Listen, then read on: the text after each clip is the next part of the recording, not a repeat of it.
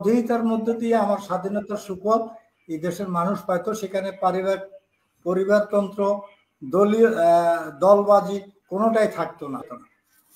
আমার লড়াই হয়েছিল ৭১ স্বাধীনতার লড়াই। সেই লড়াই আমরা জয়লাভ করেছিলাম।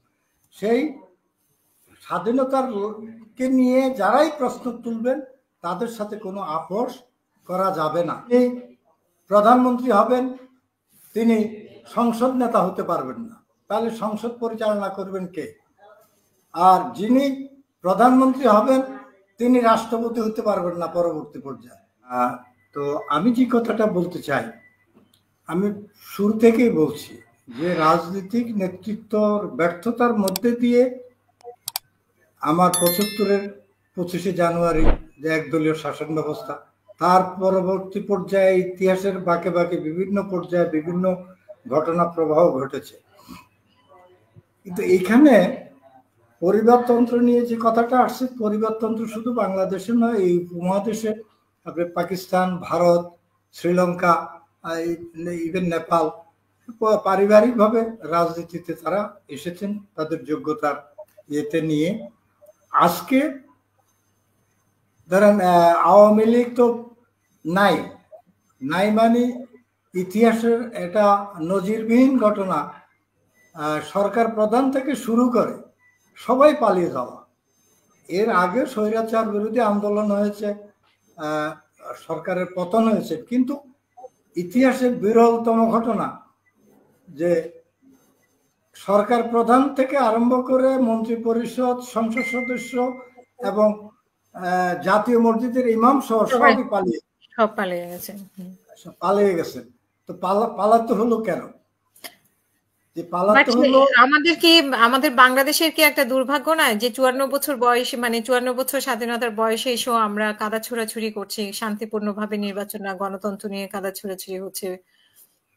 দুর্ভাগ্য আমি ওইভাবে বলবো না, দুর্ভাগ্য এবং রাজনীতিবিদদের নিশ্চয়ই এটা দায়। হ্যাঁ, তবে এই কথাটা সত্য, আমার যে স্বাধীনতার যে আকাঙ্ক্ষা ছিল একটা গণতান্ত্রিক রাষ্ট্র, এই ৫৪ বছরের বিভিন্ন দল রাষ্ট্র পরিচালনার দায়িত্ব ছিল, কেউ রাষ্ট্রটাকে গণতান্ত্রিক রাষ্ট্রের দিকে হাঁটান নাই। যদি হাঁটাতেন তাহলে গণতান্ত্রিক রাষ্ট্র হিসাবে যদি আমার দেশটা প্রতিষ্ঠা লাভ করতো, তাহলে এই স্বৈরাচার, দানব, এদের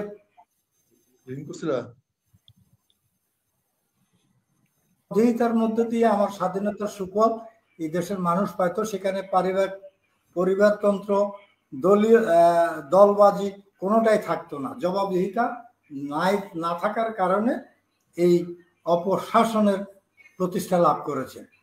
আরেকটি কথা, যেখানে আক্তার ভাই বলছেন একটা দল সম্বন্ধে, আমি দলের নাম উল্লেখ করতে চাই না। ১৯৪৭ সালেও যারা স্বাধীনতার বিরোধিতা করেছিলেন তারাই আবার ৭১-এ স্বাধীনতার বিরোধিতা করেছেন। তারা অলওয়েজ স্রোতের বিপরীতে থাকতে চায় এবং সেই থাকার মধ্যে দিয়ে তারা একটা অহমিকার মধ্যে এসে গেছেন। তারা মনে করেন তারা সরকার ফেলতে পারেন, সরকার আনতে পারেন। যেমন আমি উদাহরণ হিসেবে বলতে চাই, কথা না বললে, নাম না বললেও নাম এসে যায়। ৯১ সালের যে নির্বাচন, ৯১ সালের নির্বাচনে জামাতে ইসলাম ১৮০টি আসনে নির্বাচন প্রতিদ্বন্দ্বিতা করেন, সিট পেয়েছিলেন 18টি এবং অঘোষিত একটা সমঝোতা সেদিন বাংলাদেশ জাতীয়তাবাদী দলের সাথে হয়েছিল বিধায় তারা ১৮০টি আসনে নির্বাচন করছেন, ১২০টি আসনে প্রার্থী দেন নাই। তারপরে তারা ভাবলেন যে আমরাই তো সরকারে নিয়ে আসতে পারি যাকে সমর্থন দিই। তারপরে তারা আসলেন ৯৬-তে আওয়ামী লীগের সাথে ঐক্যবদ্ধভাবে তারা সংসদ থেকে পদত্যাগ করলেন, করে যে শূন্যতা সৃষ্টি করে তত্ত্বাবধায়ক এবং যা যা ঘটছে ৯৬-তে আবার নির্বাচন হলো। সেই নির্বাচনে সেই দলটি ৩০০ আসনে প্রতিদ্বন্দ্বিতা করলেন, কিন্তু দেখা গেল নির্বাচনী ফলাফলে তারা ৩টি আসন পেলেন।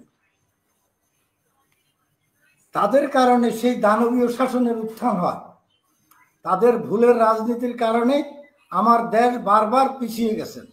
আজকে তারা আমার এই ৭১-এর স্বাধীনতাটাকে তারা ২৪শে আনি দ্বিতীয় স্বাধীনতা বলতে চায়। এটা একজন ছোট্ট মুক্তিযোদ্ধা হিসাবে এবং স্বাধীনতার পক্ষে আমি কোনো চেতনা, ওই যে মুক্তিযুদ্ধের চেতনা আক্তার ভাই বলেন, আমি চেতনা বিশ্বাস করি না। আমি বিশ্বাস করি আমার স্বাধীনতার চেতনা। আমার লড়াই হয়েছিল ৭১-এর স্বাধীনতার লড়াই, সেই লড়াই আমরা জয়লাভ করেছিলাম।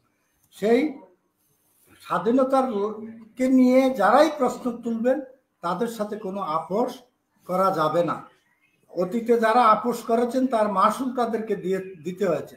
আওয়ামী লীগকে প্রতিষ্ঠা দিয়েছেন জামাতে ইসলাম, সেই জামাতে ইসলাম আওয়ামী লীগকে বিতাড়িত করছেন এবং দেশ থেকে পালিয়ে যেতে বাধ্য করেছেন।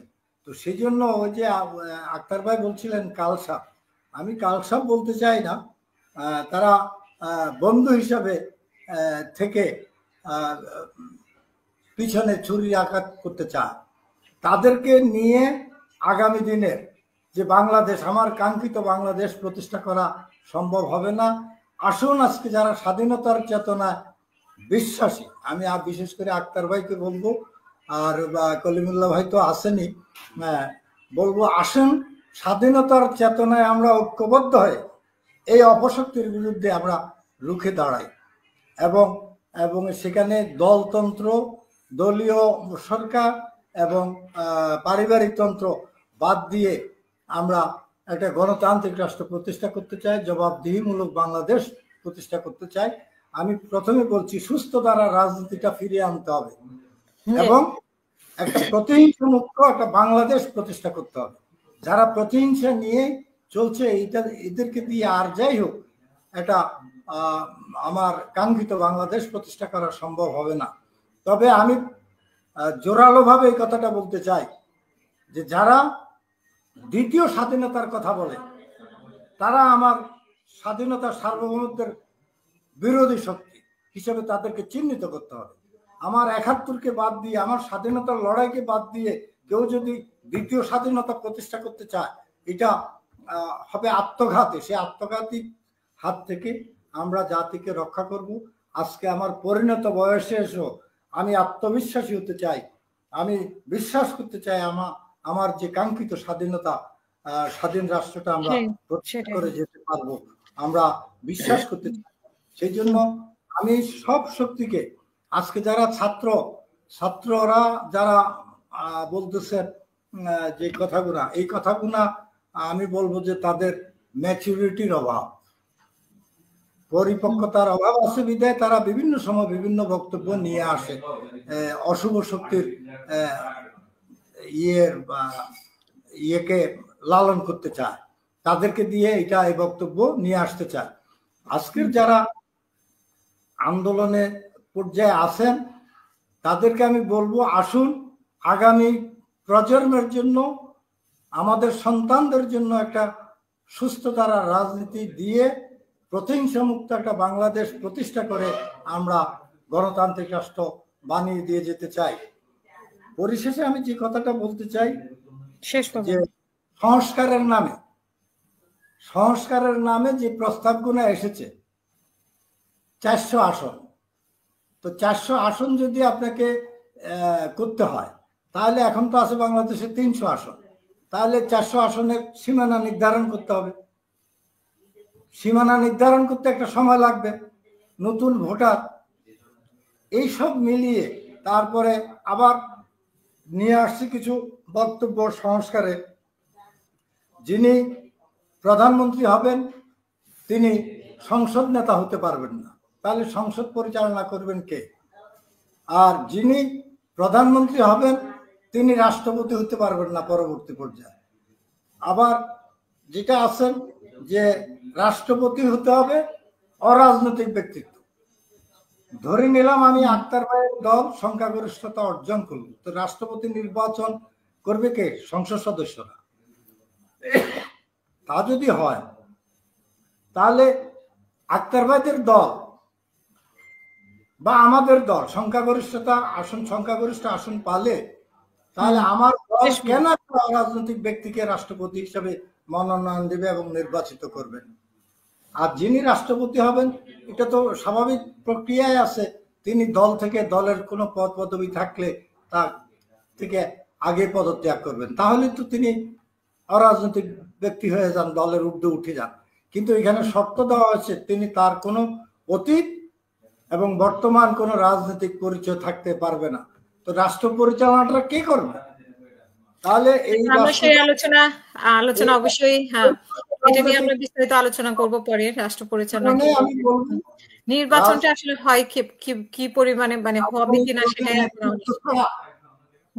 রাষ্ট্র পরিচালনা করা যায় না এই 7 মাসে, সেটা প্রমাণিত হয়েছে। এই সরকারে আমি ব্যর্থ বলবো না, অন্তর্বর্তীকালীন সরকারে তারা রাষ্ট্র পরিচালনা অনেক ক্ষেত্রে তারা সফলতা অর্জন করতে পারে নাই। সেই কারণে আমি বলবো আজকে সময়ের দাবি একটা জাতীয় সরকার দরকার।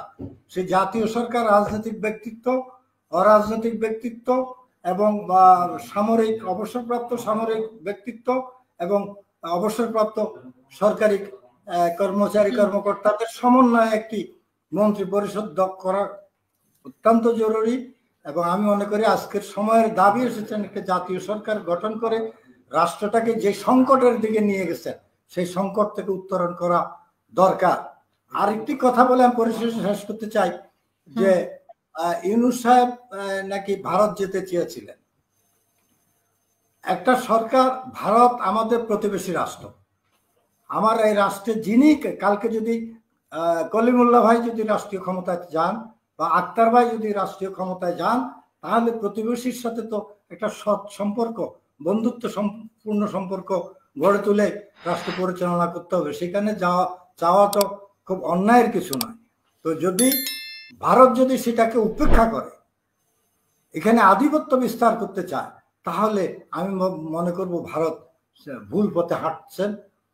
এই ভুল পথে হাঁটাটা কারোর জন্য মঙ্গল হবে না, বাংলাদেশের জন্য তো নয়, ভারতের জন্য মঙ্গল হবে না। ধন্যবাদ।